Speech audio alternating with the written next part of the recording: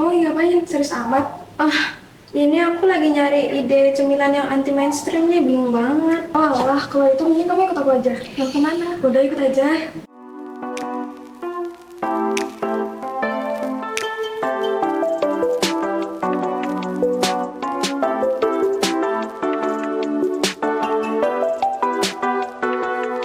Hello guys, today we are visiting a place that we don't know about to find a new unique snack.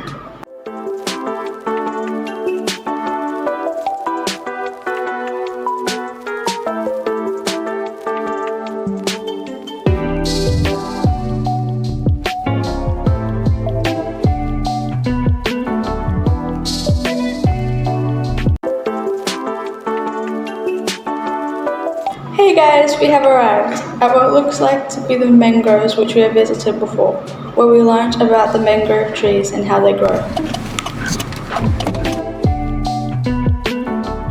Cemilan anti mainstream, kok malah kesini?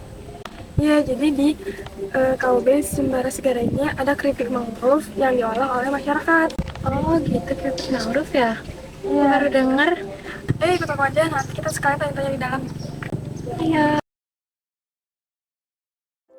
We are walking to Kubi Sembara Segara Dampasan, where we are going to learn that the welfare of the communities is very important.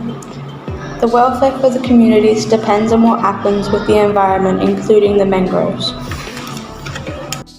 When we arrived, the leader of Paklasar spoke to us about what we are going to learn and about what the mangrove trees are used for, and learn the economic impact they make on the members of Paklasar of Minah Mensari Simbara Segara.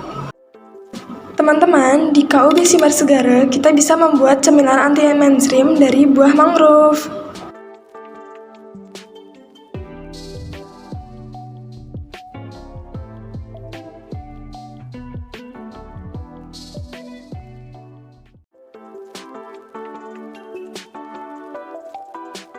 Nah, sekarang kita lagi mendengar arahan dari Ketua Pelaksar Minah Mensari KUB Sembara Segara tentang pembuatan molen dan ladrang menggunakan tepung mangrove. Kita juga mencoba untuk mengolah namanya buah lindur. Ini dari mangrove ya, dari sini.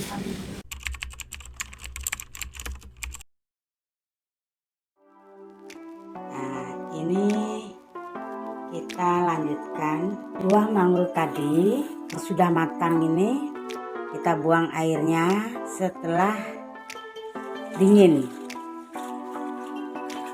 Ini kita buang airnya ya. Arang tadi yang kita ikut merebus ini kita biarkan tetap berada di panci. Kembali kita memberikan airnya kita rendam kembali, kita buang kembali airnya dan kita ganti kembali.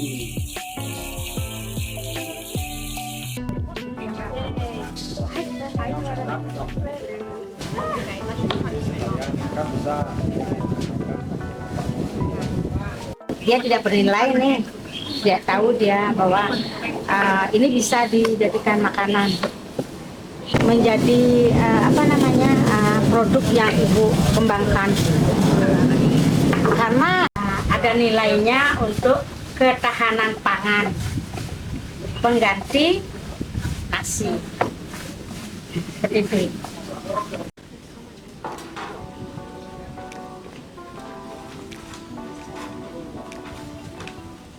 Ini kan bukan buat namanya bukan dari bahan dasar mangrove-nya. Ya. Proses buat Molennya ya. apa pengaruhnya Tambah dengan ini mangrove ada cita rasa juga di sini. Nah, terus ada untuk pengganti beras atau tepung yang lain, gitu loh. Jadi yang tadinya dia tidak ada manfaatnya, dia bermanfaat bagi kita. Look, Julie is so excited to use the pasta to make it flatten the dough. Yeah, I cannot wait to try the ladrang.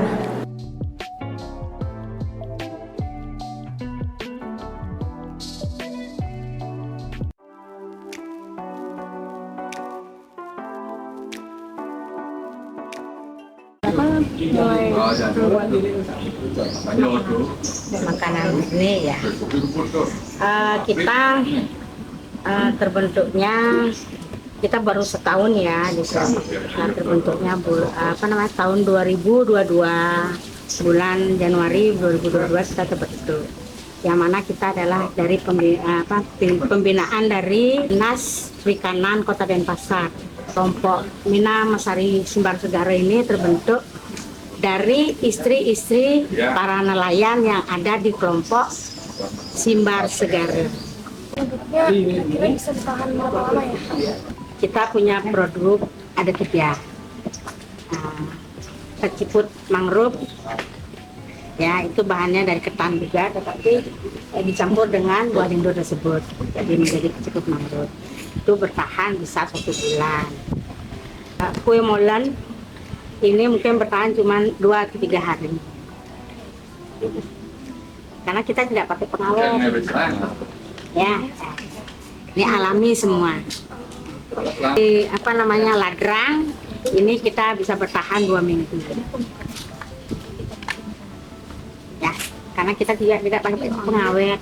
Semua bahan ini alami. Pertama-tama, siapkan wadah besar, lalu kita masukkan tepung terigu, tepung tapioka, buah mangrove yang sudah diolah menjadi tepung ya teman-teman. Selanjutnya, masukkan margarin ke dalam adonan, lalu diaduk sampai rata ya.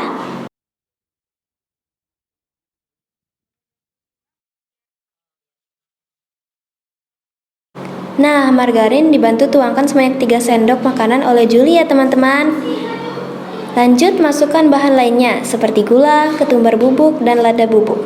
Lalu kita aduk sampai rata lagi ya. Lalu masukkan telur ke dalam santan, diaduk sampai rata. Lalu dituangkan sedikit demi sedikit ya teman-teman. Lalu masukkan telur ke dalam santan, kita aduk sampai rata dulu. Lalu tuangkan sedikit demi sedikit ke dalam adonan ya. Masukkan bumbu yang telah dihaluskan seperti seledri, serat daun jeruk, lalu aduk rata. Nah, sekarang adonan kita ulen hingga kalis.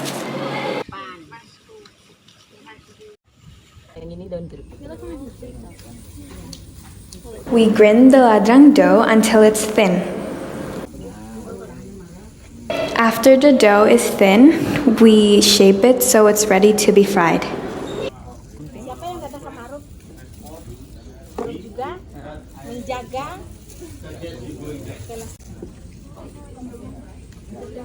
We cut the ladrang dough into rectangles.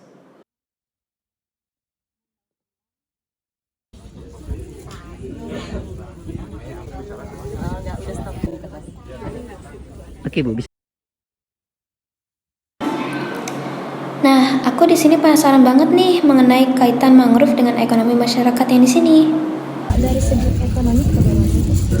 Kalau dampaknya sangat, kita tidak bisa karena tidak ada yang akan kita olah, semua punah kan, sangat berdampak. Tidak bisa lagi ada untuk menjadi yang kita jual lah ya, untuk menjadi kehidupan bagi masyarakat pesisir.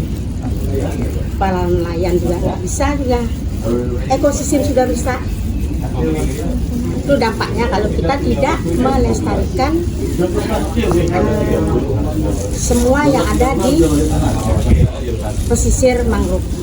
Jadi kita sendirilah mengikuti aturan yang ada, mengikuti aturan-aturan bagaimana kita untuk mengambil sesuatu yang ada di mangrove. Semua kehidupan di mangrove kita harus bisa mengikuti aturan cara bagaimana mengambil sehingga tidak merusak yang namanya kehidupan di mangrove.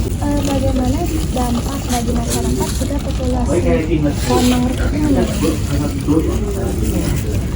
mungkin bukan masyarakat juga ya, seluruh yang ada di wilayah mangrove ini, baik dari ekosistemnya juga. Lalu kita tidak melestarikan pohon mangrove. Makanya apa yang kita ambil harus punya aturan biar tidak berdampak. Sangat berdampak, akan menjadi erosi ya. Terus populasi yang ada di mangrove seperti ikan, kepiting, semua makhluk hidup yang ada di sini juga akan punah kalau kita tidak melestarikannya dengan mengikuti aturan-aturan yang sudah ditetapkan oleh pemerintah.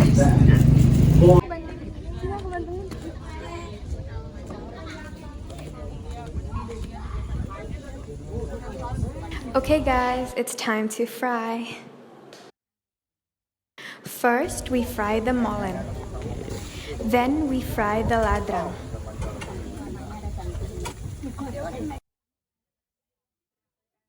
Frying requires 5 to 7 minutes until cooked.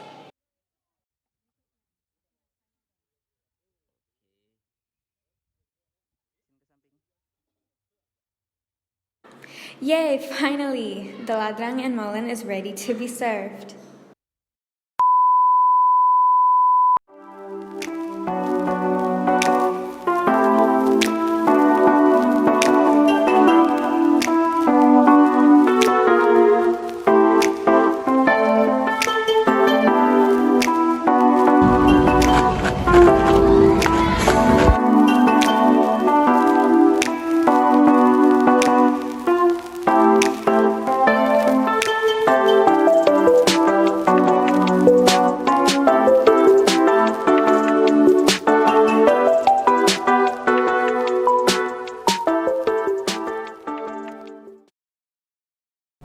Halo, saya Yamima dan saya sedang berada di luar kota.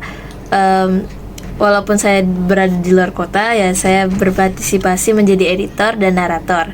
Ada juga beberapa diskusi yang saya ikuti walaupun berjarak jauh. Dan saya di Jakarta karena bapak saya ada urusan. Terima kasih telah mendengarkan.